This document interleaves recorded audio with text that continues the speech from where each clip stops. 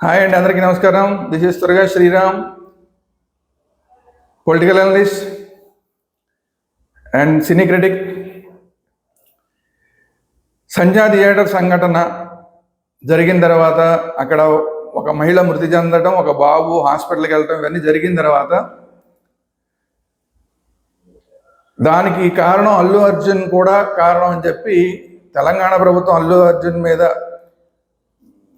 ఉన్న కేసుల్లో తెలంగాణ ప్రభుత్వం పోలీసులు అల్లు అర్జున్ అరెస్ట్ చేయడం, హైకోర్టులోనేమో అతనికి మధ్యంతర బెయిల్ రావడం, కానీ ఒక రాత్రి కంపల్సరీగా జైల్లో చర్లపల్లి జైల్లో ఉండాల్సిన పరిస్థితి అల్లు అర్జున్కి రావడం.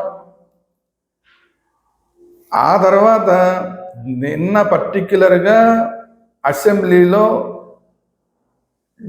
ముఖ్యమంత్రిగా ఉన్న రేవంత్ రెడ్డి గారు ఒంటికాళ్ళ మీద, బన్నీ మీద, అలాగే సినిమా ఇండస్ట్రీ మీద ఒంటికాళ్ళ మీద లేవడం, అలాగే వాళ్ళ మీద విరుచుకుపడడం, వీళ్ళకి అసలు మానవత్వం లేదని మాట్లాడడం, ఇవన్నీ చూసిన తర్వాత ఇప్పుడు ఆల్మోస్ట్ పొలిటికల్ రెండు రాష్ట్రాల్లో ఉన్న రాజకీయ నాయకులు రెండుగా చీలిపోయారు.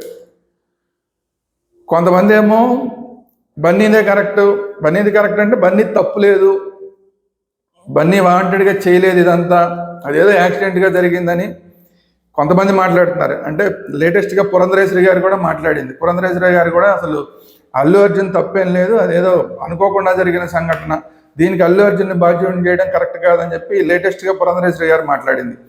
భారతీయ జనతా పార్టీ ఆంధ్రప్రదేశ్ అధ్యక్షురాలు పురంధరేశ్వరి గారు మాట్లాడింది. సరే, ఎంపీ అనేది అది వేరే విషయం.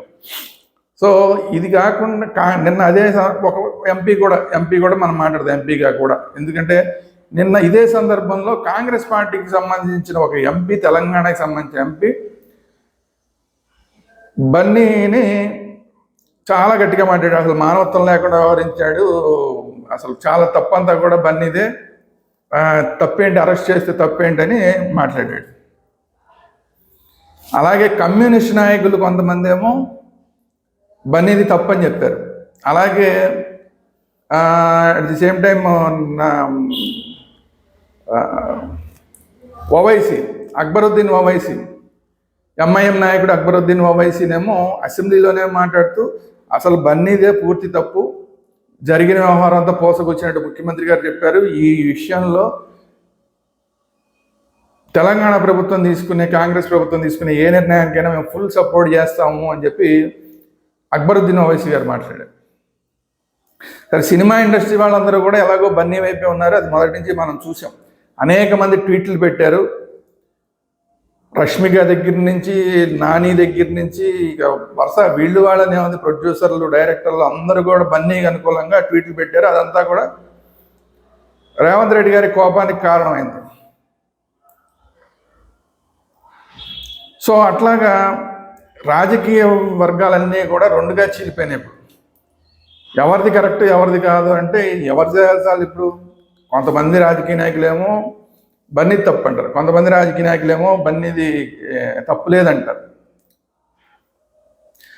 సినిమా ఇండస్ట్రీకి చెందిన కొంతమంది ఏమో బన్నీదే తప్పు అంటున్నారు, కొంతమంది చాలా తక్కువ పర్సెంట్. బన్నీ తప్పు అనేవాళ్ళు కొంచెం తక్కువ పర్సెంటేజే ఉన్నారు సినిమా ఇండస్ట్రీలో. ఎక్కువ మంది మాత్రం బన్నీది అసలు తప్పే లేదు అని చెప్పి ఎక్కువ మంది సినిమా ఇండస్ట్రీ వాళ్ళందరూ మాట్లాడుతున్నారు. సో ఈ రచ్చంతా అసలు ఎక్కడికి దారి తీస్తుంది? ఓ పక్కన సినిమా ఇండస్ట్రీ ఇన్వాల్వ్ అయిపోయింది, ఓ పక్కన పొలిటికల్ నాయకులందరూ ఈ పర్టికులర్ ఇష్యూలో ఇన్వాల్వ్ అయిపోయారు. ఒక మహిళ చనిపోవడం, ఆ బిడ్డ ఏమో, కొడుకేమో హాస్పిటల్లో ఉండటం, ఇదంతా చాలా రాజకీయంగా చాలా పెద్ద దుమారానికి దారితీస్తుంది. ఈ అంశాన్ని ఆధారంగా చేసుకుని అసలు ప్రభుత్వం మీద, ఒంటికాల మీద బీఆర్ఎస్ పార్టీ వెళ్తుంది. అసలు కేటీఆర్ గారు మొదటి నుంచి కూడా బన్నీది అసలు ఏ తప్పు లేదు అని మాట్లాడడం కాకుండా అసలు రేవంత్ రెడ్డి గారి మీద బీఆర్ఎస్ పార్టీ ఒంటికాల మీద వెళ్ళిపోతుంది, మీరు చేస్తున్నంత తప్పు అని. సో ఇన్ని రాజకీయ ప్రకంపనలకి దారితీసిన ఈ సంఘటనలో నిన్న బన్నీ ప్రస్తుతం మీడియాతో మాట్లాడుతూ నాదేం తప్పలేదు, నాకు అసలు పోలీసులు వచ్చి నాకు అసలు ఏ విషయం చెప్పలేదు, ఎవరో వేరే వాళ్ళు ఎవరో వచ్చి చెప్తే నేను బయటికి వెళ్ళిపోయాను, నాదేం తప్పలేదు, నా మీద అభాండాలు వేస్తున్నారని చెప్పి బన్నీ మాట్లాడాడు. ఈ బన్నీ మాట్లాడిన తర్వాత మళ్ళీ నిన్న శ్రీధర్ బాబు గారు, కాంగ్రెస్ పార్టీ మంత్రి, తెలంగాణకి చెందిన మంత్రి, ఆయన మాట్లాడుతూ అసలు రేవంత్ రెడ్డి అన్న దాంట్లో తప్పే ఉంది, బన్నీ ఎందుకు అంత ఉలికి పడుతున్నాడు, అసలు అన్నది సినిమా ఇండస్ట్రీ వాళ్ళని కదా, తప్పుని సినిమా ఇండస్ట్రీ వాళ్ళు కూడా తప్పని అన్నారు, బన్నీది కూడా తప్పు అన్నారు, దాన్ని అందులో పెద్ద అంత ఉలికి పడాల్సిన అవసరం ఉందని చెప్పి శ్రీధర్ బాబు మాట. ఈ రచ్చ మొత్తం కూడా ఇప్పుడు కాంగ్రెస్ పార్టీ ప్రభుత్వం, తెలంగాణ కాంగ్రెస్ పార్టీ ప్రభుత్వం versus cinema industry plus anti Congress political నాయకులు అయిపోయింది ఇప్పుడు.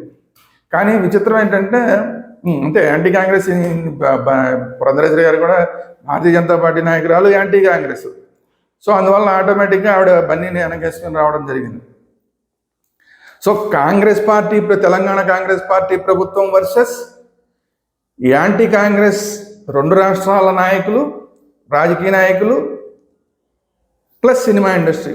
మరి వీటన్నిటిని తట్టుకొని అసలు రేవంత్ రెడ్డి గారు ఈ విషయంలో ముందుకు ఎలా వెళ్ళగలుగుతాడు? రేపొద్దున పోలీసులు సుప్రీంకోర్టులో ఏం చెప్తారు? మధ్యంతర బెయిల్ రద్దు చేయమని అడిగేటప్పుడు ఏమేమి ఆధారాలు సమర్పిస్తారు కోర్టుకి? సుప్రీంకోర్టు అసలు దీని మీద ఏం చెప్తుంది? సుప్రీంకోర్టు బెయిల్ గనక శాంక్షన్ చేస్తే, ఈ ఏదైతే మధ్యంతర బెయిల్ వచ్చిందో దాన్ని సమర్థిస్తే రాజకీయం ఒక రకంగా ఉంటుంది. లేదు అసలు అల్లు అర్జున్ది తప్పు, అల్లు అర్జున్ మళ్ళీ అరెస్ట్ చేయండి అని చెప్పి మళ్ళీ ఒకవేళ అరెస్ట్ చేసి మళ్ళీ అల్లు అర్జున్ కనుక ఈసారి జైలుకి తీసుకెళ్తే పరిస్థితులన్నీ ఇంకో రకంగా మారిపోతాయి. ఆ అల్లు అర్జున్ ఇంకొకటి ఏంటంటే, అసలు అల్లు అర్జున్ మళ్ళీ జైలుకి వెళ్ళాల్సి వచ్చిన పరిస్థితి వచ్చినా సినిమా ఇండస్ట్రీ అంతా కూడా ఇప్పుడు యాంటీ రేవంత్ రెడ్డి అయిపోయే పరిస్థితి ఉంది. అట్లాంటప్పుడు అసలు సినిమా ఇండస్ట్రీ తెలంగాణ నుంచి ఆంధ్రప్రదేశ్ వైపు వెళ్ళిపోవడానికి, ఆంధ్రప్రదేశ్లో ప్రభుత్వం అక్కడ ఇన్వైట్ చేస్తుంది, పవన్ కళ్యాణ్ గారు ఇన్వైట్ చేస్తున్నారు కాబట్టి అటువైపు వెళ్ళిపోవడానికి ఒక డెసిషన్ తీసుకునే అవకాశం కూడా ఉంది.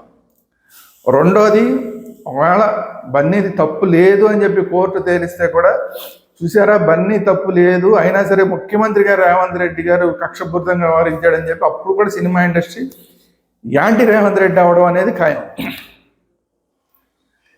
అలాగే రాజకీయ నాయకులందరూ కూడా రేవంత్ రెడ్డి గారికి అగెనిస్ట్గా ఇంకా గట్టిగా మాట్లాడడానికి అవకాశం. సో రాజకీయంగా కూడా అలాంటి డెసిషన్, ఒకవేళ సుప్రీంకోర్టు కనుక బన్నీది ఏ తప్పు లేదని తెలిస్తే రాజకీయంగా చాలా ఇబ్బందికరమైన పరిస్థితుల్లోకి రేవంత్ రెడ్డి గారు వెళ్ళే అవకాశం ఉంది. సినిమా ఇండస్ట్రీ నుంచి కూడా మళ్ళీ అదే స్థాయిలో వ్యతిరేకత ఎదుర్కొనే అవకాశం ఉంది. సో వీటన్నిటి మధ్య కూడా రేవంత్ రెడ్డి గారు వీటన్నిటిని ఎలా తట్టుకుంటాడు, ఈ ఒత్తిళ్ళన్నింటినీ తట్టుకుని నిలబడగలుగుతాడా, రాబోయే రోజుల్లో సినిమా ఇండస్ట్రీ మీద ఆయన రియాక్షన్లు ఎలా ఉంటాయనేది మనం వేచి చూడాలి. ఇది ఈరోజు వీడియో. ఈ వీడియో కనుక మీకు నచ్చినట్లయితే లైక్ చేయండి. అలాగే దీని మీద మీ అభిప్రాయాలు ఏంటనేది కామెంట్ రూపంలో తెలియజేయండి. ఈ వీడియోని అందరికీ షేర్ చేయండి. అట్ ది సేమ్ టైం మన ఛానల్స్ వేదాంత ఛానల్, పొలిటికల్ వేదాంత ఛానల్, ఎందుకంటే పొలిటికల్ అంశాలన్నీ పొలిటికల్ వేదాంత ఛానల్ వస్తుంటాయి. పొలిటికల్ వేదాంత ఛానల్, సినిమాలకు సంబంధించిన అంశాలన్నీ సినిమా వేదాంత ఛానల్లో వస్తుంటాయి. సినిమా వేదాంత ఛానల్, పొలిటికల్ వేదాంత ఛానల్, అలాగే అన్ని అంశాలు వచ్చే వేదాంత ఛానల్ 3 సబ్స్క్రైబ్ చేసుకోండి. Thank you very much.